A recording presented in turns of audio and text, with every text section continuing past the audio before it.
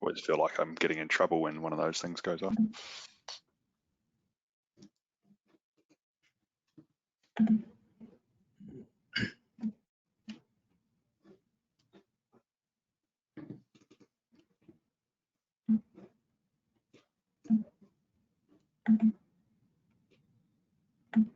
Yeah, it still feels weird sometimes. You can't see the audience.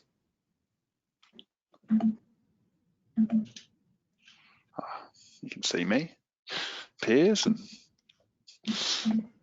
True.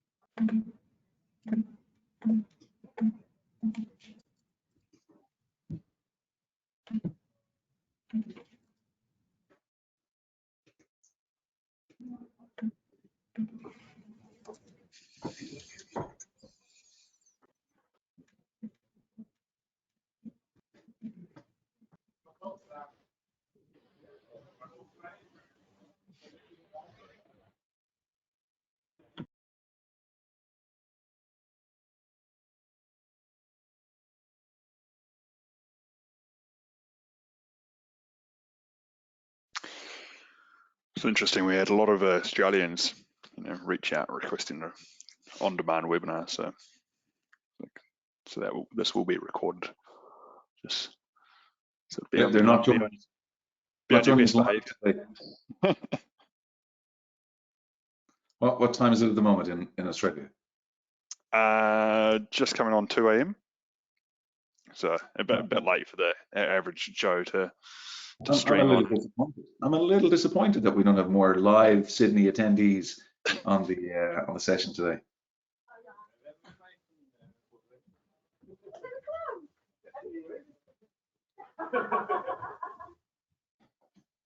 Maybe a couple from Perth. It's only 11 over there, isn't it? Perth, yeah, they're 2 hours behind. So, was it 2 or 3? No, 2 hours at the moment.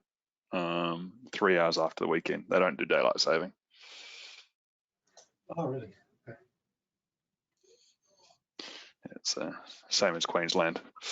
They put out a referendum to everyone to do daylight saving, and they said no. The extra sunlight will put more. Will degrade my blinds and my furniture because I don't like more sun. Little do they know it's the same amount of sun. It's just different time of the day. Yeah. That's the problem with the referendum and getting every single person to vote. There are plans to completely remove it in the EU as well, but I haven't heard about it in a long time. I think the whole pandemic kind of pushed these type of things to the background. But I think maybe in 2 years it's going to be ditched completely. I think that was the plan. I think Brexit, the UK are going to have a referendum to change their time zone entirely. Never mind it's not going to be about the lack of summertime. They're going to move on to a totally different calendar and clock arrangement. I believe, Piers, if that's incorrect, please let me know. I should listen to the news more, maybe. I haven't heard of anything like that. Okay, so we've got a few people trickling in right now, so I'll give it a few more minutes before we get started. But yeah, everyone just hold your horses, don't get too excited.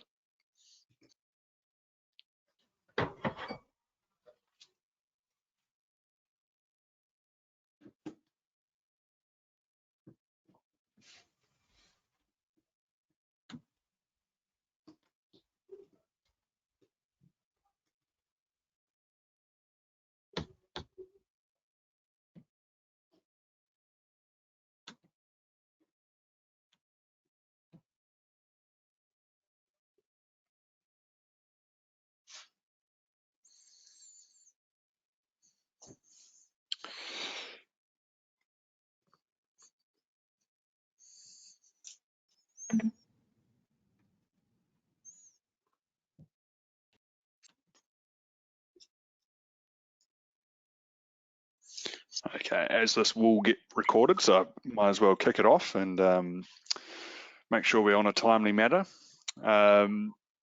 So first of all, thank you everyone for obviously jumping in early. I know a few of you will probably trickle in over the next few minutes, but welcome to our first Q&A session.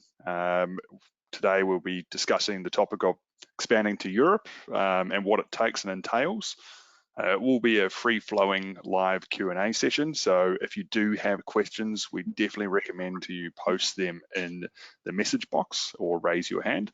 The message box is in the right-hand side, usually when you open up the GoToWebinar. But first of all, I'd like to introduce myself, Ed Wiley. I look after strategic partnerships at OFX in the e-commerce space. And OFX itself, we help businesses, first of all, international payments. That's what we do. That's our bread and butter. And be that paying suppliers overseas or receiving funds from marketplaces. So the receiving funds from marketplaces is probably a bit more topical for today. And as we kind of have support sellers from around the world receiving from different currencies and managing their money a bit better. So for today's agenda, I'll get the panelists to have a quick introduction for their own service and what they bring to the table and how they can share their knowledge around the topic of selling into Europe. We've got some great panelists today, people who are actually based in the UK and Europe, unlike myself, who's based in Australia at the moment. So it's 2 a.m. here. So bear with me if I stumble my words every now and then. And before I do that, I just want to kind of outline some of the great kind of benefits of selling into the EU. So first of all, one thing that's really reaching out to me is the massive reach of the EU. Many people kind of, when they start selling online, they automatically kind of flock to the US market, and the US market is obviously the largest one of them all for most Anglo-Saxon sellers around the world, or even if you're not on one of the main countries. So most people sell in their domestic market and then also in the US. So we want to kind of help people kind of look at on a broader scale what's available in the UK, what's available in Europe, what's available and say even if in Australia. So today's one is on Europe. Europe is a huge marketplace, and when you combine all the countries together, it does rival the US. So first major benefit is protecting yourself from market fluctuations. So if the US does go down, or if there's any issues in your local market with competition, you're not fully affected. So you do actually have some diversification. So that's critical. Obviously taking advantage of the additional cash flow, because once you expand to a new market, you do get access to sell more. That has a flow-on effect of being more competitive in your local market, because if you've got more money coming in the door and you're ordering more from your supplier, you're able to get a decreased cost on your on your supplier's manufacturing cost, which therefore benefits you overall in your local market. So it's a win-win for both you selling in your local market as well as internationally. Another one is major. There's the holidays. There are additional holidays, and everyone loves selling in holiday period because you just sell more. And for those of you who've managed to get up quite early, and in the southern hemisphere, obviously there's different seasonality. So in Europe, obviously they're going into winter right now, and we're going into summer from where I'm based. So if you do sell a seasonal product, there's major benefits in being able to sell all throughout the year. Enough of me. I'll do a quick introduction. Well, I've already done a quick introduction myself, but I'll hand it over to the partners. So we've got some amazing partners. So I'm joined by Piers from Avask. Piers, would you like to give a quick overview of how Avask works in the e-commerce landscape and what you guys offer? Yeah, thanks very much, Ed. And yeah, great to be a part of this amazing panel of speakers today. And as always, great to be working with OFX. For those of you who haven't seen me before, my name's Piers Evely. I work as part of the business development team here at Avask. Avaska are a very unique company in the fact that our sole focus is centered around consulting, supporting and advising online businesses, predominantly Amazon businesses, but we work with businesses that are active on a number of different marketplaces, and we help them with their taxes and compliance when they're entering different marketplaces. So main marketplaces that we offer services in are Europe, the US, also the Middle East, so UAE and KSA, and also Australia too. We've got a big list of clients, so we have over 10,000 e-commerce sellers that we help across a wide range of services, ranging from VAT compliance to accounting, to customs, and even shipping, actually, just to name a few. So I think one thing that really sets us apart from some other providers that work in the industry is the number of ways that we can assist our valued customers, who are at the heart of everything we do. So the service that we offer is very personalised, very bespoke, and very circumstantial to the business in particular that we're speaking to at any given time. I'd say e-commerce, just picking up on what you were talking about, Ed, with the growth, particularly in Europe. What we saw throughout COVID last year was the strong upward trend continue in 2020. So I think the number of new users to online marketplace went up by about 25 million last year alone.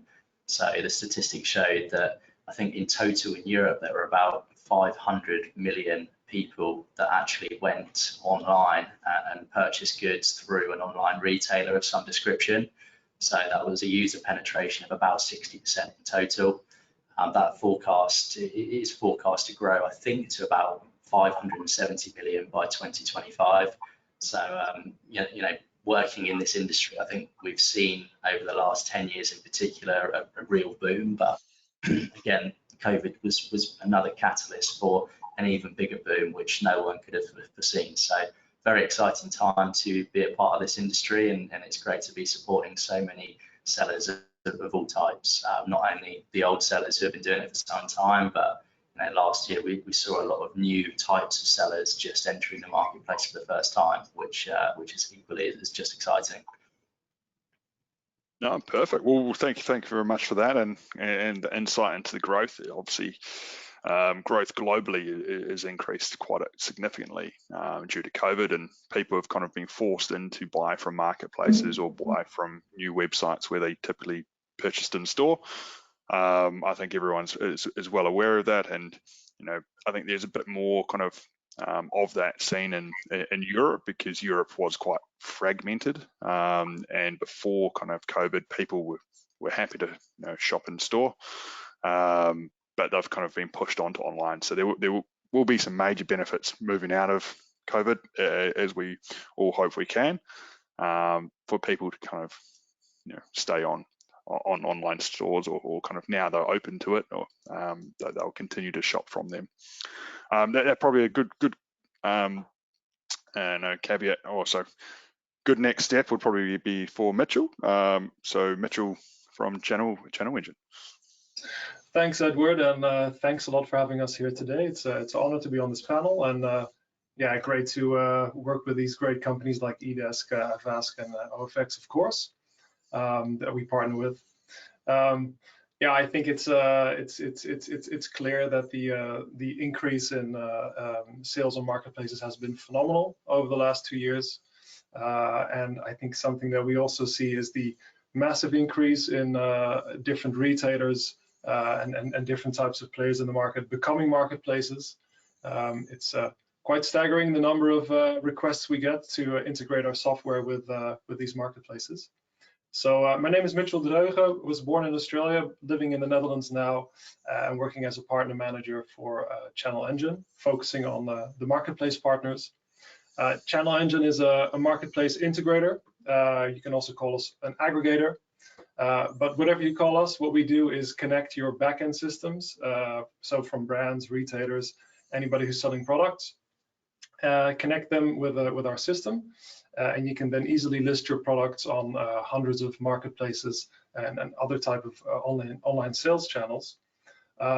We offer different types of sales tools in our software, so you can do dynamic pricing, you can do product translation, and these type of things, all to be successful on different marketplaces.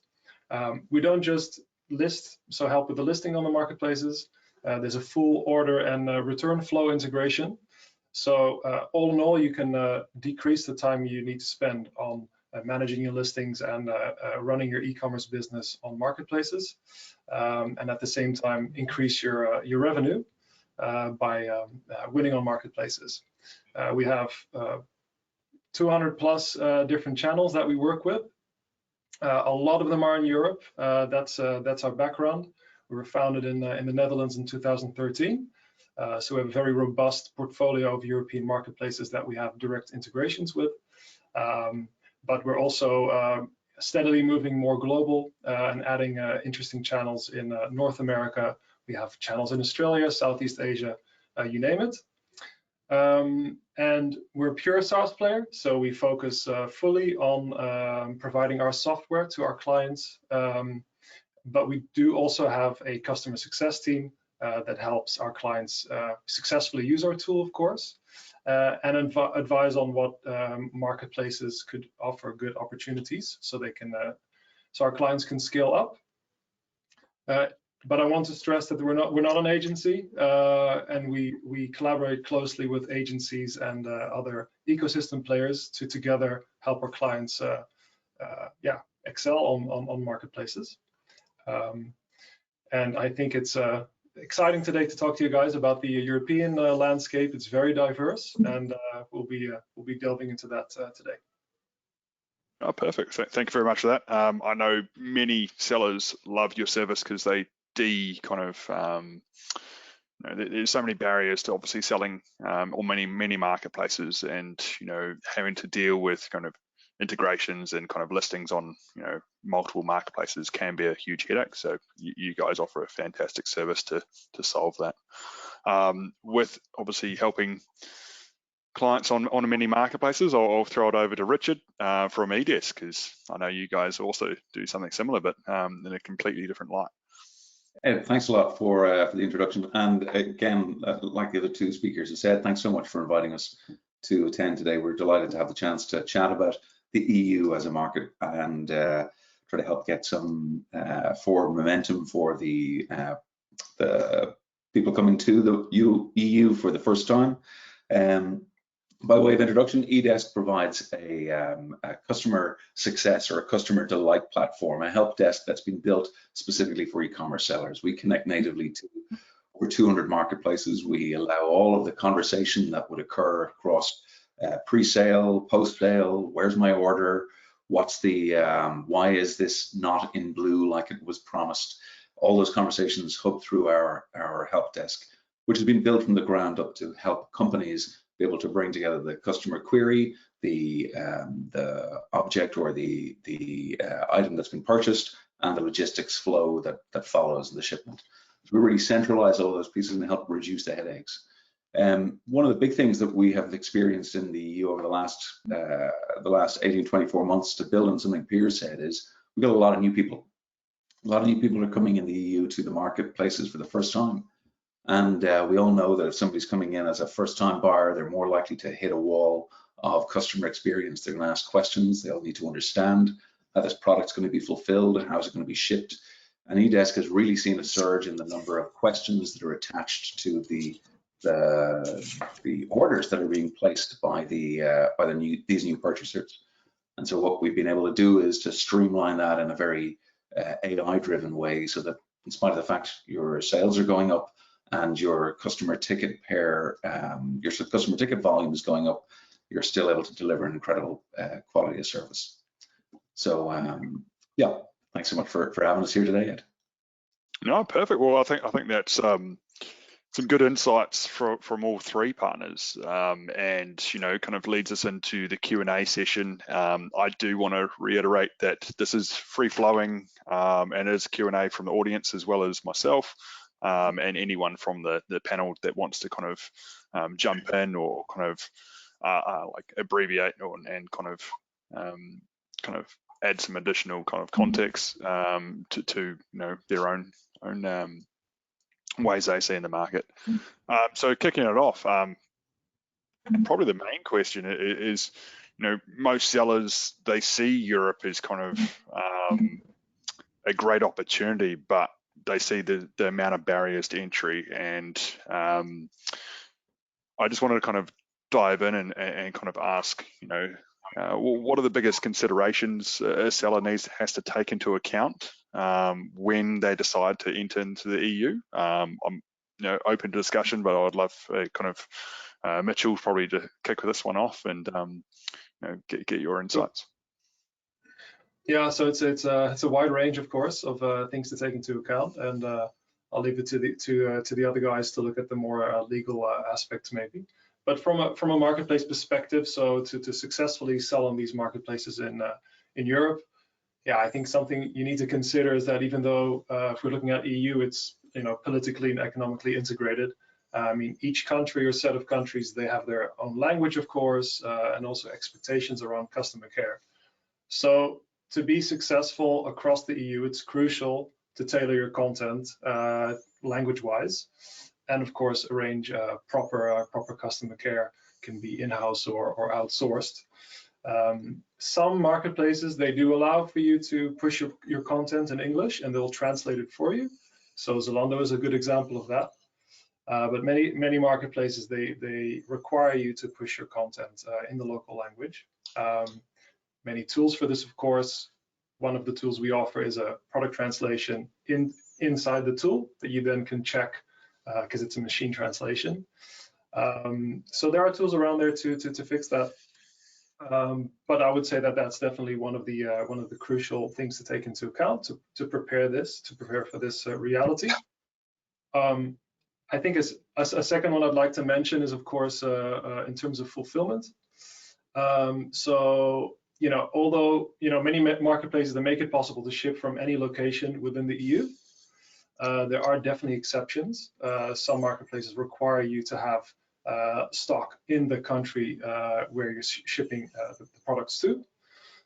So properly knowing which marketplaces have what requirements is quite crucial to you, being able to actually sell on that marketplace. So these are two main or two important ones to take into account, I think.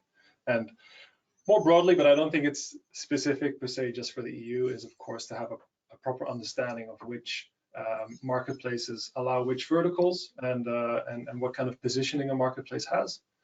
So is it maybe more the high end or a low end of the product range that does well on a specific marketplace? So understanding that landscape is a third crucial aspect. So you don't waste your time on wrong marketplaces, basically. And you touched on one critical piece, and that's translation. Many obviously sellers, typically just selling the English marketplaces, such as like the UK, Australia, the US, Canada, and for them to kind of go into multilingual or it's seen as a barrier to entry. You mentioned there that you do the translation yourself. It's like like when you upload it onto new marketplaces in your system, it kind of automatically translates for you. Yeah, so I mean, some marketplaces, they allow for you to push it in English. So Wish, Zalando, like I mentioned, you can push it in English. It's going to be translated by them. But many marketplaces, you have to push it in German or French or Dutch if it's in the Netherlands, for example. So at least in our tool, what you can do is have your listings in English and then press translate, and it's going to do a machine translation. And then you still have to have someone to assess it, of course, because they're done by Google or in our case. So I think that helps. But I want to stress that next to the content, customer care is crucial, and doing that properly across different markets is key. And I think eDesk actually has a lot of nice functionality around that. Yeah, Mitchell, I think the content listing and being able to present the product as you guys help your customers do in the local language is step one. But I think and particularly it's easy for sellers from an homogenous language market, US or for UK or for Australia, to come with an expectation that if I need to respond to a customer query, I can do so in English. And oftentimes that's just creating a distance between the brand or the company and the consumer. You can't underestimate, I think, the importance of being able to respond in Spanish and French and German and Dutch, and the ability that gives you to connect more closely to this this potential purchaser. Because every transaction in a marketplace, every time an opportunity is given to a seller in a marketplace to really delight the customer, they need to grab it. You need to grab it with both hands. And if you create a distance by not being able to respond in real time in the language that the sellers or the purchaser is in, it can be a real pain in the neck. And one of the things that we've seen too is oftentimes then that kind of leads on to the next question, Mitchell, and I'm sure you see it, and Ed, you do too. Do I need to have a French-speaking, a German-speaking, a Spanish-speaking customer care agent? And it's one of the headaches that we see companies who are trying to go into these multiple marketplaces trying to solve for. We've tried to help them again with AI and help them with translation services. So even if the respondent or the customer care agent is a native German speaker, if a French query comes to them, that auto translate will allow the respondent to reply in German and for the response to be sent in the language of the customer has asked it. And it helps keep that personal touch. Over and over again, I think we have in marketplaces few opportunities to really delight the customer. And when you get the opportunity to do so, you should really, really make sure you're doing it. I don't know, Piers, if you have anything to add on the translation side or on the localization side. Yeah, well, I'd say both are really important factors. And I think Europe in particular, there's maybe more considerations when entering the marketplace than you might see in other countries. It's particularly complex in Europe because you've got a lot of disparity between the different countries that make up what's called the EU 27. So you're looking at different rates, different regulations, different returns, and like you said, different languages to consider. And for your average seller, that's a monumental task trying to manage all of that. Quite frankly, it's a huge burden on the company because there's so many other areas that require the company directors, attention to make the business work. So for me, that really signifies the importance of leaning on the expert partners that are in the industry and working with people that you can trust who enjoy work that perhaps you might not enjoy doing yourself. I've always said that delegation is probably one of the most important skills for online businesses that really want to scale out and achieve their full growth potential, because quite simply the Amazon ecosystem has become a lot more complex over the years. It's no longer the case where you can just have a VAT number and begin selling in a marketplace. There's loads of different considerations to actually take into account, and those considerations are also evolving all the time. You only have to look at sort of the last couple of years when we saw the introduction of COVID and the knock-on effects it had. At the same time Brexit happened, you've got a crisis in the shipping industry where ships are in idle and containers aren't available. So you see astronomical increases in shipping costs, and at the same time, the customs requirements in Europe are changing.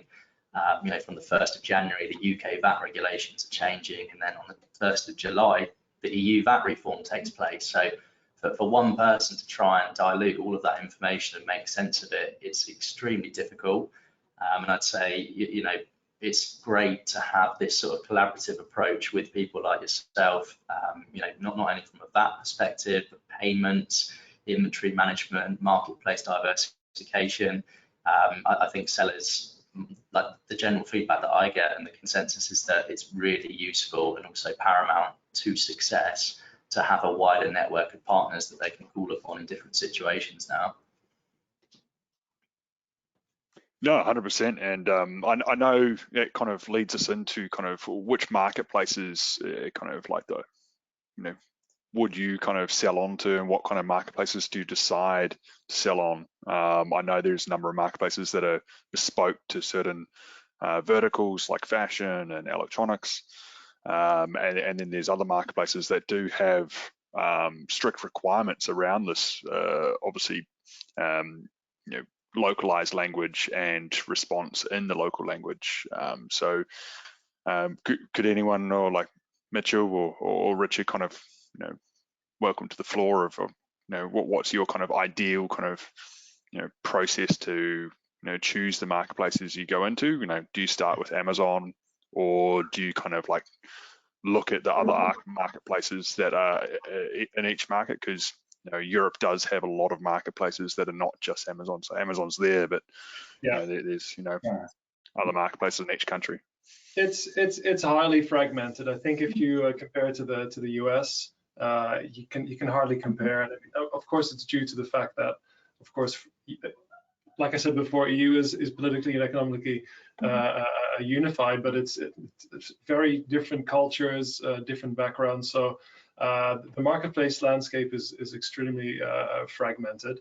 So, but that said, still Amazon and eBay, they do have really good cross, let's say, pan-European reach.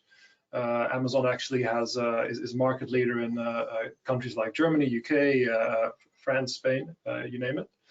And eBay is also top 3 channel in a number of big markets. But the local heroes that are in these different markets, they are quite significant in terms of market share, and in some cases by far the market leader. And you can see on the sheet a number of marketplaces like Allegro in Poland, Bol.com in the Netherlands and Belgium, but also CDON in the Nordics. They are the largest marketplaces. You've got eMag in Eastern Europe. So you can't just, if you really want to scale up in Europe, you can't just go onto Amazon and eBay. There's a lot more that comes to play.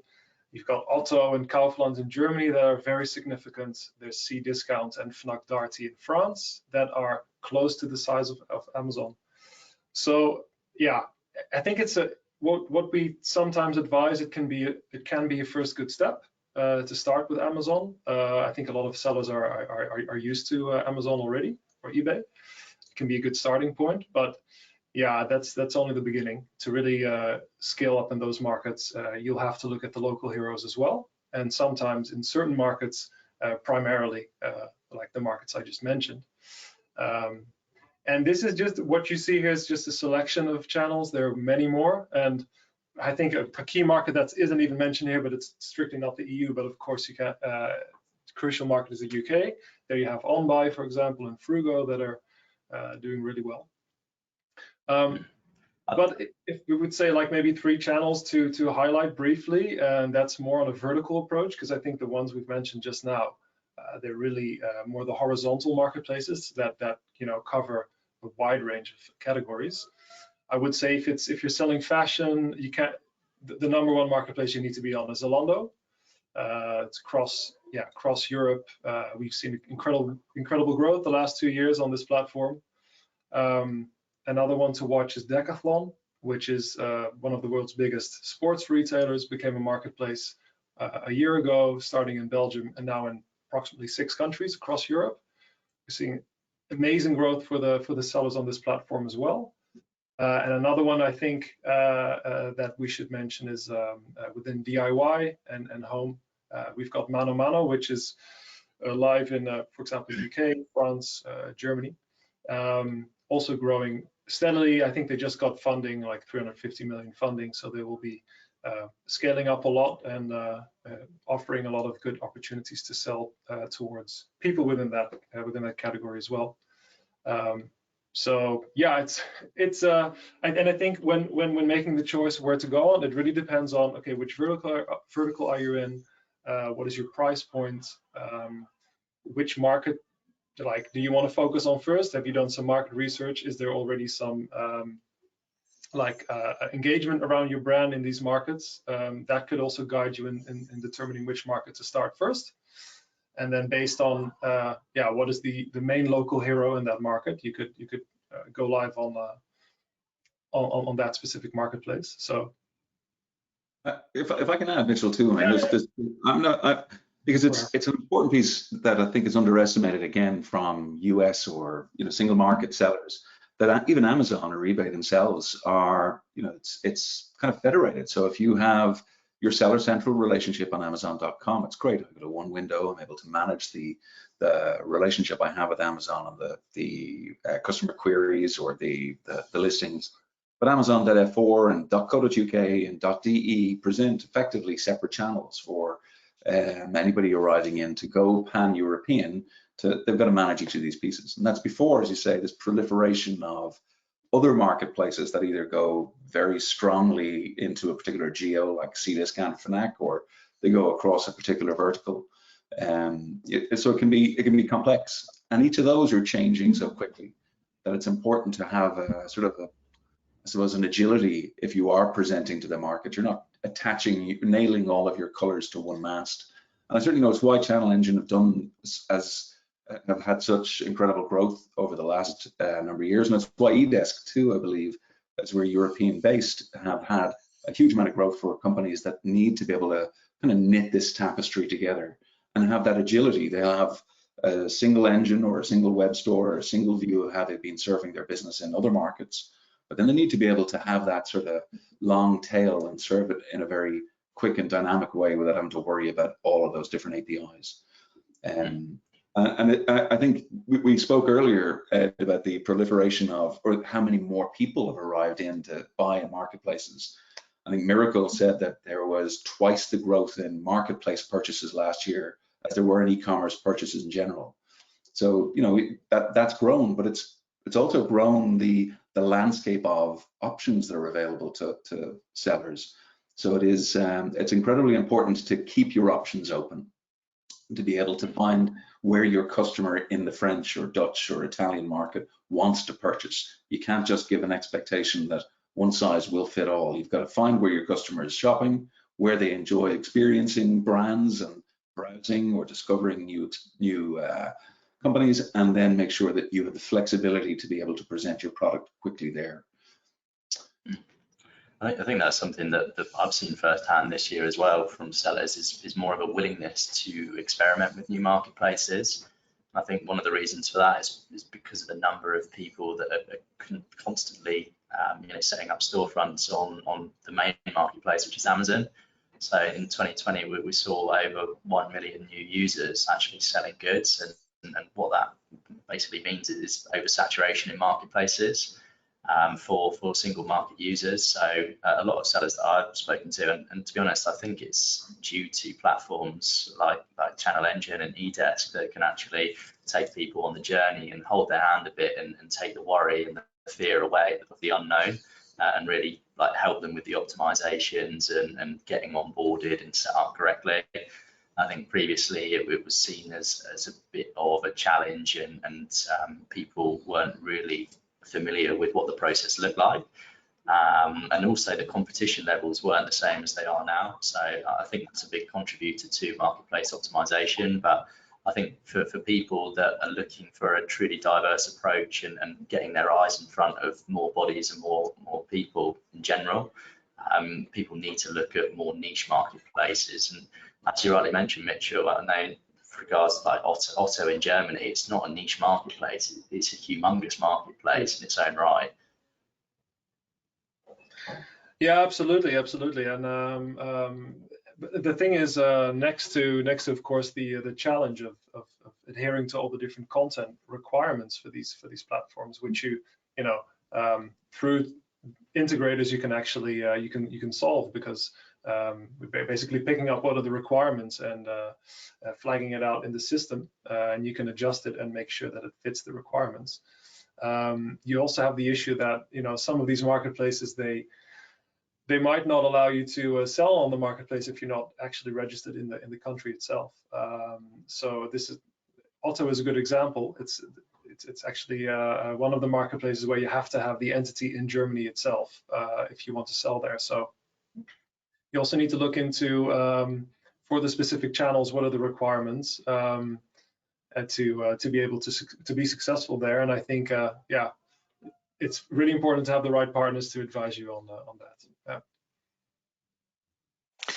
No, it's a great overview, and I'd love to stick on this kind of page around what marketplaces you would go into. There's so many topics that we can go down. I just want to kind of go back to kind of what are the actual barriers that people kind of get stuck on, because when I look at this, I look at there's so much opportunity, but what's the easiest road to kind of success? Most people take the US listing on Amazon. they just replicate it in Europe.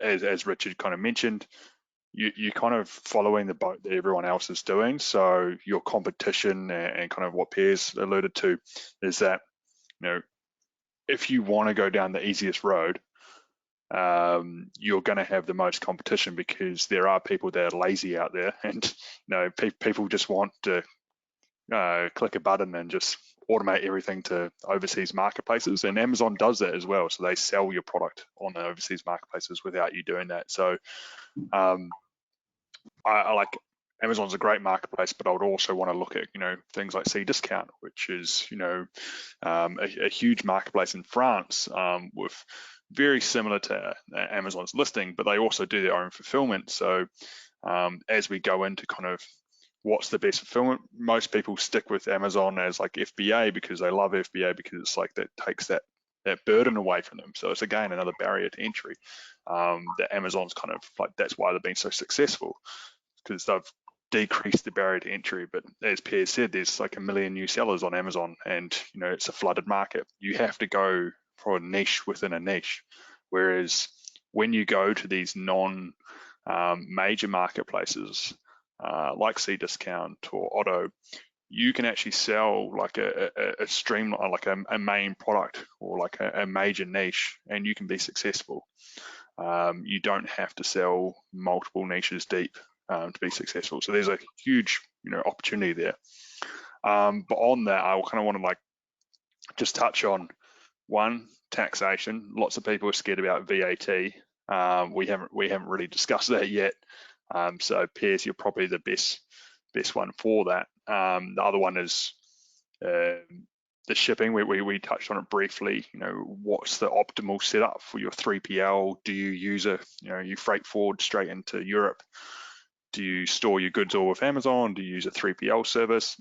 And that kind of alludes to the same question. How does that open you up to kind of getting VAT registered in each country? Because I'm sorry, I'm taking your light, Piers, but each country you store goods in, you therefore have to have a VAT set up. So that's a great question, probably that many in the audience probably want to be answered around. Do you just sell in France to begin with and store your goods in France and then ship to the rest of Europe, or do you kind of use Amazon's disbursement facility and it puts products in every country in Europe, and then it opens you up to VAT in every country? So I'll throw that one to you, Piers. I've set you up well. It's a great question. To be honest, there's so many options for sellers on how to launch in Europe. I think there isn't one generic answer. It's not a one solution fits all sort of scenario, because you could look at starting in one country and seeing how the demand levels are, and then look at some cross-border fulfillment from there before then maybe deciding that, maybe there are consumers in another country and I can see they're attracted to the types of goods, so maybe I should move my transfer my stock into that country as well and have it a bit close to the final consumer to drive down the cost of fulfillment and also increase my delivery time as well. So there's different options, and I think one thing I wanted to cover today is sort of to say that a lot of sellers that I speak to from outside of Europe or the UK, they still talk about the UK and Europe as being in the same region or territory. So I think I wanted to, first of all, just set the record clear to say that it's no longer the case. And on the 1st of January, almost 5 years, would you believe it, after the initial Brexit referendum, a new trading relationship between the UK and Europe did begin. So because of that, what it means is the UK is now classed as what's called a third country in relation to the rest of mainland Europe. And there's also a customs border that was introduced when the UK separated from the rest of the single market. So that really led to quite a lot of knock-on effects for online sellers who, prior to Brexit, and the most common case is US sellers. Previously, they used the UK as a really effective gateway into the rest of Europe, particularly through Amazon, because what they could have done is have a bulk shipment of inventory sent into an FBA center in the UK, and the customs procedures in the UK have always been fairly straightforward, especially for US clients who speak the same language. Once the goods were in the UK, Amazon would proactively transfer the stock or even fulfill the stock to European-based customers through their means of distribution. From the 1st of January, it was actually a bit earlier on in December last year, Amazon actually stopped that because of the additional quotas, paperwork, tariffs, and also import VAT that people have to account for now.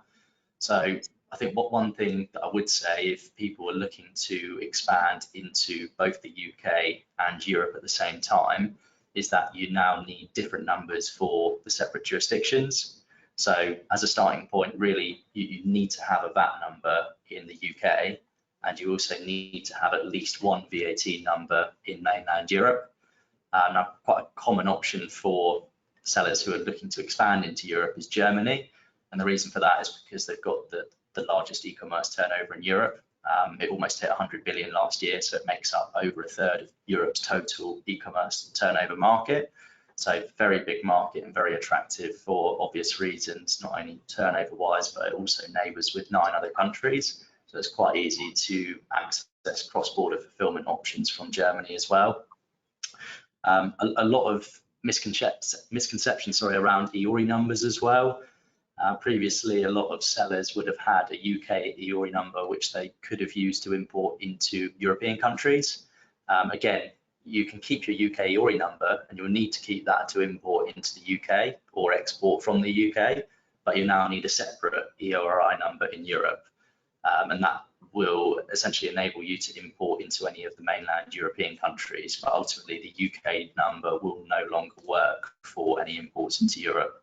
So I'd say, as sort of a starting point, as an initial fundamental for entry into those countries, definitely a VAT number in both the UK and one European country, and also an EORI number in the UK and also one European country. But the European country, it will be a universal number, so it will cover you for the whole of Europe. No, perfect. And yeah, I think that goes on to kind of like, you know, diving deeper into kind of each country with you know, the demographics of Europe. Is there much difference between kind of the buyer personas or kind of like how they review your products? Richard, you got any insight into that, or kind of any products that kind of really sell well, or kind of any kind of insights that you can provide? Well, there's a couple of pieces there, and I think one of the things that probably sticks out most is the cultural difference between one country and another in terms of what good and great looks like, and demands in terms of service expectation. A 5-star review in Spain might be at best a 4-star review in Germany, or a 3-star review in Ireland. That's not to say that the Irish are grumpier than the Germans, or in turn than the Spanish, but there's just a different point of view and a certain level of expectation of product quality that might be there in one market, but not perhaps as much in the others. The other piece is that feedback oftentimes, Ed, is being left in the same way as you are going to serve the audience in a different marketplaces. Feedback isn't necessarily something that's being left just on your Amazon store or just in your Zalando purchase. It's also being left in places like Trustpilot, or it's being left in a Google review, or it's being left in other areas. And I think, again, this is something that any international seller coming to Europe has to be conscious of. There's a tapestry of feedback, web feedback ports that people will use. Trustpilot's a huge piece for UK sellers, and for UK brands, they'll use Trustpilot as a kind of bellwether of how well we're doing in market. It's not really a huge feature on the landscape in the US. So US sellers will come, they will perhaps ignore at their peril the quest for Trustpilot or for Trustpilot feedback, and that winds up at the 2-star rating for an otherwise great brand or great product. So I think it's important to be mindful of the cultural difference for one, but also that opportunity for different markets to leave their feedback in different spots, and try still to govern that in a way that's going to be scalable, and you can do it from one place. And it's something to be very mindful of, I believe, because you do not want to find yourself having a fab brand in Australia or a wonderful 5-star review in the US, and then suddenly find yourself at a 2-star rating in the French marketplaces for exactly the same product. It'll just undermine that brand value. And I think that goes both ways. So obviously those marketplaces, they expect, a 3-star review is seen as decent in Germany, or probably not decent, but a 4-star review is seen as like a really good review, and a 5-star is like well exceeding expectations. So, it's all relative. But like it's good to understand, I guess. So you, like, when you get your first reviews into different marketplaces, they might change depending on their personas of the. And I would say too that I mean, Mitchell, I'll throw this to you because you're probably best able to speak to it too. The idea of all of these different marketplaces having their own SLAs and expectations of what you as a seller need to be able to, in terms of reply time, in terms of the star rating that you're going to have to hold, that again is a tapestry that's can be challenging. So again, working with a channel engine, working with an eDesk, working with those companies that can centralize that, and you just go to one pane of glass to see the different feedback or SLAs that you might be in contravention of is super helpful. I don't know, Mitchell, if you have anything to add to that. Yeah, for sure. I think something, it's a good thing you mentioned that. Something else that, I think a lot of sellers will be very used to dealing with is the buy box, of course, as used on Amazon. I mean, this system is implemented on many European marketplaces as well. So bol.com in the Benelux, or Cdiscount in France, for example. If you're a reseller, yeah, winning the buy box is crucial. And how do you win the buy box? Well, it's a bit of a black box, of course, how the formula is exactly created, but it consists, of course, of having the right pricing, having good reviews, response times, things like this. So it's of course super crucial to get all of that right. Part of that you can do by using a tool like eDesk to properly manage your customer care, but also by using an integrator that makes sure that you actually have the products in stock that you're selling, because you're keeping that up to date. And of course also using some kind of dynamic pricing tool by which you can win the buy box and actually increase your margins, right? Because it's not just decreasing the price, it's also increasing your price when you're actually winning the buy box and thereby increasing your margin. So yeah, these type of concepts that you might be used to on Amazon, they exist on these different European platforms as well, and are quite crucial to your success. Yeah, maybe something else I'd just like to mention, which is not so much around which specific products do well in which countries, because what we see is that it is fairly constant across European countries. So of course, consumer electronics, home and living, fashion, these are all the usual suspects that do well on marketplaces. But something that might be interesting to know is that we see a big trend in the increase of outlet marketplaces. So for example, Otrium or Secret Sales, Afound by the H&M group, they offer brands and retailers to sell off their overstock at discounted prices.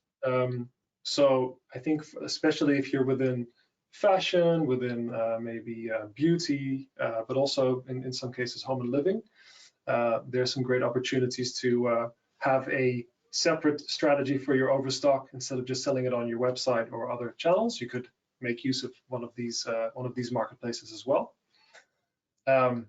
And to make things even more extensive for your different strategies, if you're within the right categories, there's definitely an increase in the number of B2B marketplaces as well. A good example is Conrad in Germany, which allows you to sell B2B to business buyers, everything around the office basically. So yeah, lots of opportunities out there, I would say. I think the different partners can help you reach consumers through those channels. And I think one other thing I'd quickly like to add is actually something that was briefly touched upon by peers, of course, on the VAT matter. Is of course that you have in Europe the new system in which you can luckily pay your VAT in a one-stop shop, whereas before you had to pay to all the different European tax organizations. This has been simplified. Maybe I think it could be interesting if Piers, you could briefly touch on that one. Yeah, definitely. Happy to do so. Thanks for rolling me in on that, Mitchell. So yeah, as we already mentioned, the introduction of the new European VAT regulations were introduced from the 1st of July 2021. So basically, why these were introduced is there's a few reasons. First of all, previously it was a lot easier for non-legitimate sellers to be selling through various online marketplaces without having the correct VAT registrations uploaded, without filing correctly, without paying the correct amount of VAT to the relevant authorities. And what the European authorities saw on sort of their analysis of the amount of VAT that was being collected was that there was a huge chunk missing. And I'm not talking a few billion, I'm talking hundreds of billions over the years. Also, the initial or previous VAT system that was in place in Europe, it was implemented in the early 90s.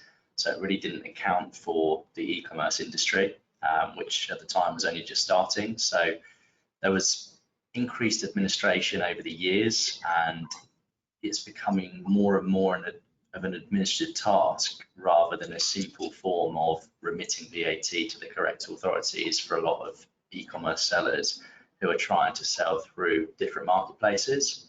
So the goal as part of the reform is really just to simplify the process of declaring VAT, and the OSS scheme plus IOSS scheme that have been introduced is essentially going to be used to declare distant sales that are made into or throughout Europe. So as part of the changes, a lot of people will have heard of the term distant selling thresholds throughout Europe previously. Those have since been removed from the 1st of July, and instead all of the sales that are made will be taxed in the country of arrival, and it will be reported through a single return. So in the case of OSS, it's done quarterly. In the case of IOSS, it's done monthly. One thing I would say about OSS and IOSS is, unfortunately, it's not as simple as everyone just registering for the new schemes, as it really will depend on the business model as well as other factors. So I'd say a few of the main factors to consider are firstly, where the company's actually been incorporated or registered. 2, where your goods are stored at the time of sale. 3, whether or not an OMP has been involved in the facilitation of the transaction. And also 4, what the value of the transaction is. So one of the most common misconceptions that I've noticed this year is that because of the introduction of the new rules, a lot of sellers seem to have thought that they no longer have to register for VAT and also file for VAT, which is simply not correct. So I'd say that the main trigger for VAT remains in place, and that's if you're storing physical inventory in a country, any country in Europe, you have triggered a VAT liability and you need to be registered for VAT in that country. So, you know, an example might be a company that is registered for OSS but holds stock in Germany and France. In that case, any distant sales that are made from the stock in either Germany or France to maybe Italy or Spain or Poland or wherever it may be, those sales will be remitted through the OSS quarterly return. However, the seller there will still have an obligation to remit a VAT return for domestic sales made in Germany and France as well. So there is a bit of complexity, as there always is with taxes. You know, I would encourage anyone that's listening to this, if they're not entirely sure on whether or not their business could benefit from one of the schemes, just to reach out to myself afterwards, and I'd be more than happy to have a conversation about the model and the means of selling and the ways and the channels that are being used. And if it is applicable, then we can help incorporate that into your company.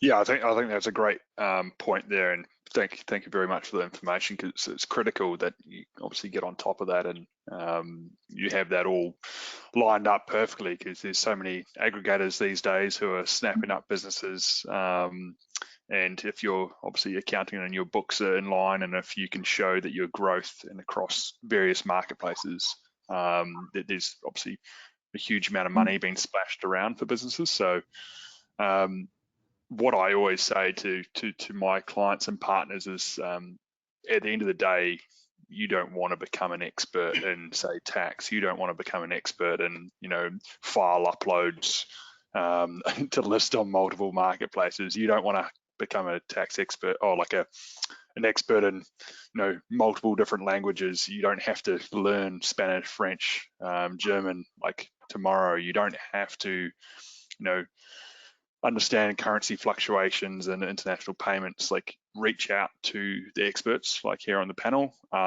who will take care of that. The best businesses in the world are, or the best business managers and owners are conductors. They don't do all the tasks themselves. Probably the biggest, failure or kind of issues that people run into is that they try to micromanage every part of their business and understand it all to kind of like the extreme. You obviously still need to understand it to kind of a basic understanding, and be across it. But, when it comes to kind of important things like, should I sell on multiple marketplaces?